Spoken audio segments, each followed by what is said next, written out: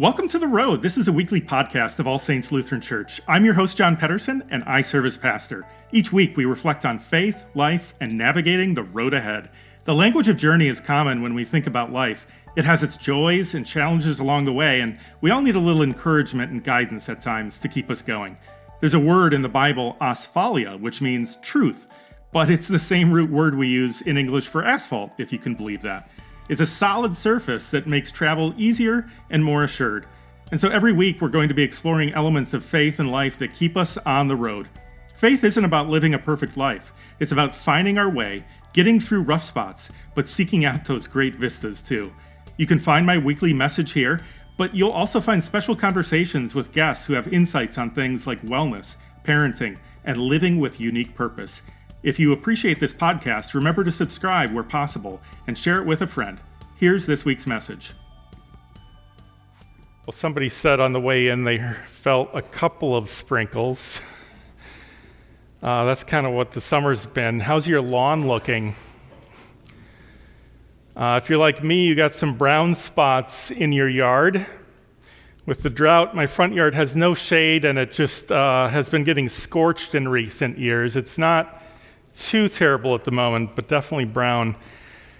I tried to go without a lawn service for a year or two. I spread some of my own treatments, buy the bag, walk. I'm not very good at that. Just saying, I either put too much on certain areas or not enough. I still had dandelions and other weeds growing everywhere. It was kind of a little bit embarrassing and not very nice to my neighbors to be spreading the dandelion seeds. So I kind of sucked it up and got the service again to come out. And one of the notes that they gave me on my first treatment was that they noticed I had some brown spots in my grass. Thanks for telling me. And that maybe I could consider some new grass seed that is, better in the sun in the fall. And I've already done a bunch of overseeding in the past. I'm open to ideas about how to improve the lawn, but not sure that's the big issue in the middle of a drought. I don't have weeds anymore, however, and I'm happy about that. My in-laws live in the Boise area, which is almost desert conditions, and grass lawns aren't as popular or as recommended there.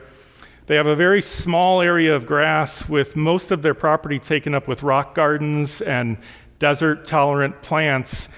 A variation of that, could be smart for some of us in the Midwest going forward. It's good for water conservation, less chemicals. Soil conditions matter, and over the next few Sundays, we're going to be focusing on some parables of Jesus that draw upon natural growth and agricultural themes. If you've ever cared for a yard, a garden, a farm, or even just some house plants, I hope you'll find these stories relatable. The way that plant life functions has some parallels for how our own lives work too, and that's the point that Jesus is making in some of these parables.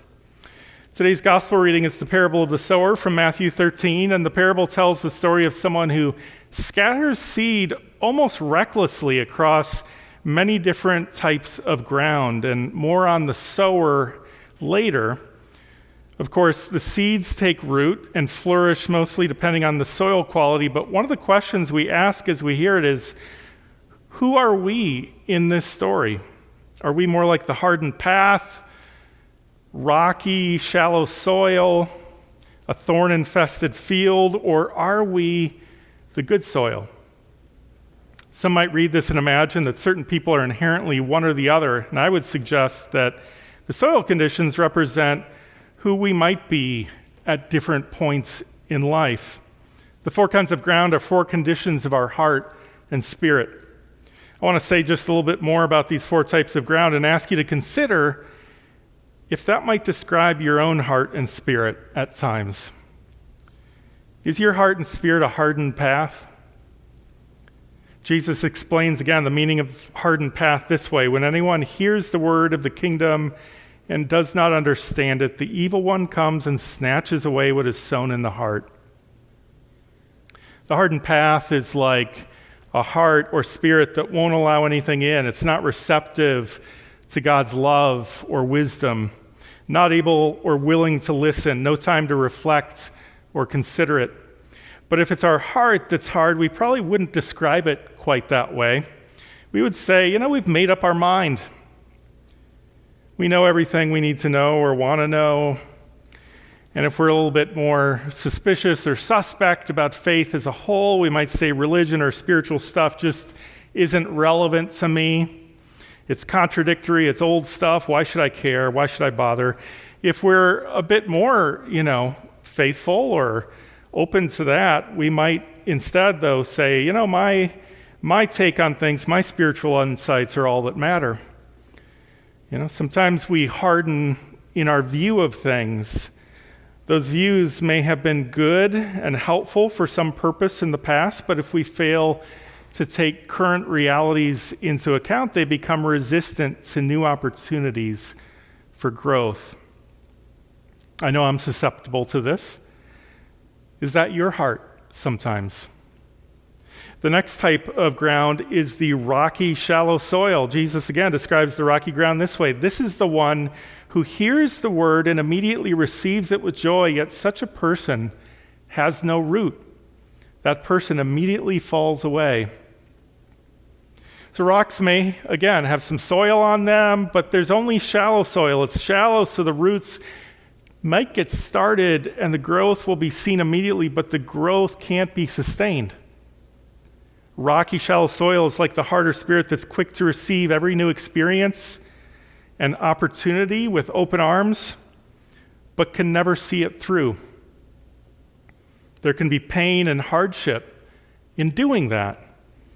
This is the person who's never been forced to clear the rocks from the field of their own hearts and spirits. It's easy to want the quick fix and immediate results, and I feel that. We all feel that. Jesus says, do the hard work, though, of removing the rocks and clear an opening for deeper faith and new growth to fully take root. What are the rocks that you encounter? Overblown expectations, impatience, unresolved pain or conflict? What are the seemingly immovable things that continue to make growth possible for you? What would it look like to clear your field of rocks and make an open place in your heart and spirit for God? Next up is the thorn-infested ground. Jesus again explains the ground overtaken by thorns this way. This is the one who hears the word, but the cares of the world and lure of wealth choke the word, and it yields nothing.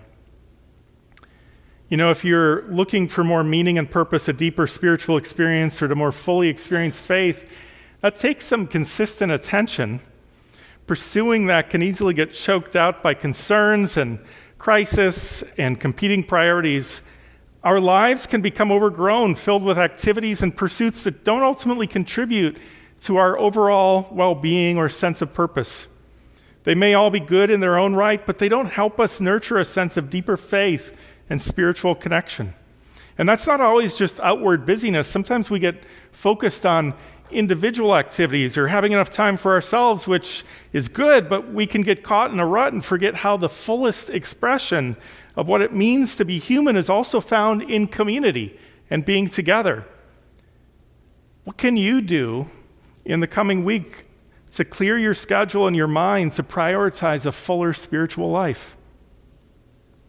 I saw a piece by author Rebecca Mackay this past week in the Washington Post, who was talking about her disappointments in community post-pandemic. She's an extrovert, enjoys people in community, and she did learn to appreciate her alone time during the pandemic. Yet, like many people, she's noticed fewer of her friends are interested in getting together.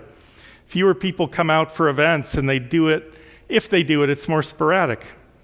Her article was an encouragement to introverts and extroverts to just show up and make community a priority again. So often, spiritual gets framed as something very personal and individual only. But being in community is such an important part of Christian faith and spirituality more broadly. Faith can grow in isolation, but it flourishes in community. And she said to her introvert friends, it's okay if you want to show up and not talk. Just being present matters. This might not be you, especially if you're here today, but are there ways you can invest in community in new ways right now? The final type of ground is the good soil. Jesus describes the good soil like this. This is the one who hears the word and understands it, who indeed bears fruit. The soil has been worked, some labor has gone in to turning it over a bit, breaking it up, removing the weeds.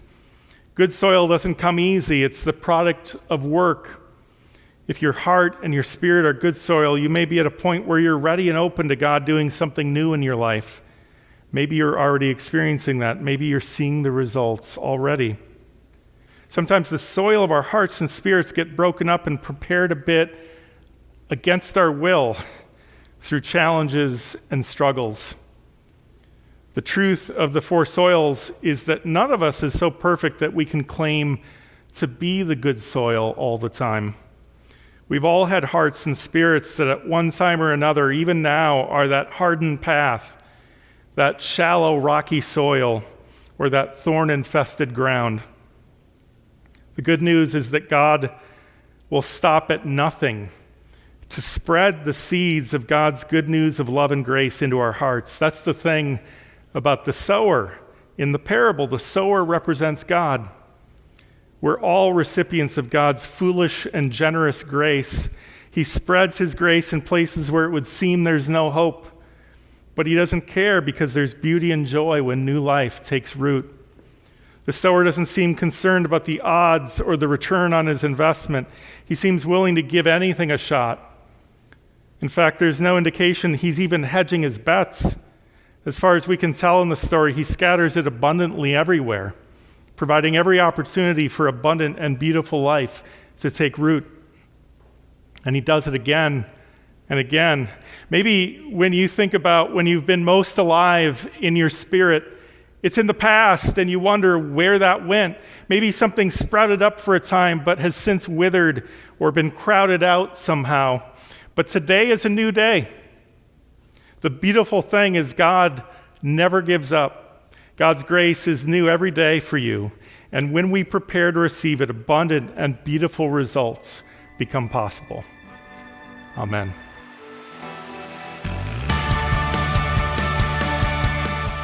That's this week's message. You don't have to navigate the road ahead alone. You can join with others at All Saints. Visit allsaintsmtka.org for more information. Have a great week.